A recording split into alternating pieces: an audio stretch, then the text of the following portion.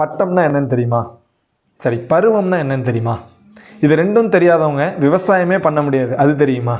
இப்போ விவசாயத்துக்கு ரொம்ப முக்கியமான இந்த பட்டம், பருவம் அப்படின்னா என்னன்னு தெரிஞ்சுக்கலாம். பட்டம் அப்படிங்கக்கூடியது இன்றைக்கி விவசாயத்துக்கு ரொம்ப முக்கியமான விஷயம். இன்றைக்கி நிறைய நம்ம சூழல் பாதிப்புகள் பார்க்குறோம், காலநிலை மாற்றங்கள் பார்க்குறோம்.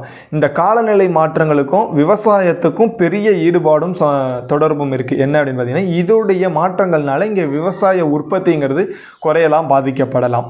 அப்போ இதை தெரிஞ்சு அதுக்கு ஏற்ப நம்ம பயிர் செஞ்சோம் அப்படின்னா நல்ல ஒரு உற்பத்தி எடுக்க முடியும். அதான் பட்டம் அப்படிங்கக்கூடியது காலநிலையை குறிக்கக்கூடியது.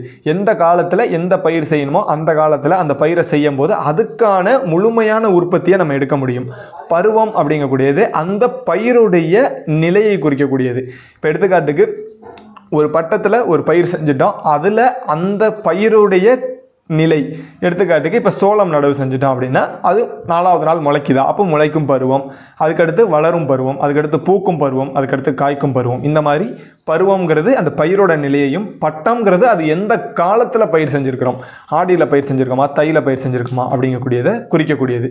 இப்போது பயிருடைய காலத்தோட அளவை குறிப்பிட்டு அதை நம்ம எந்த காலத்தில் பயிரிடணும், அது எந்த சூழலில் காய்க்கும் அப்படிங்கிறக்கூடியதெல்லாம் நம்ம முன்னோர்கள் ஆய்வு பண்ணி அந்த பட்டத்தில் அந்த பயிர் செய்யணும் அப்படிங்கிறது கொண்டு வந்திருக்கிறாங்க.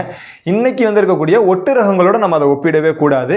அப்போ நாட்டு ரகங்களை பட்டத்தில் பயிரிடும் போது அதோடைய பருவத்தில் நல்ல காய்ப்புகள் கொடுக்கும் அப்படிங்கிறதுல எந்த ஒரு மாற்று கருத்துமே இல்லை. நெல்லுக்கு தேவையான பட்டமும் அதை எப்போ பயிரிடணுங்கக்கூடிய பருவமும் குறித்து ஒரு முழுமையான காணொளி நம்ம தாயகம் யூடியூப் சேனலில் அப்லோட் பண்ணியிருக்கிறோம்.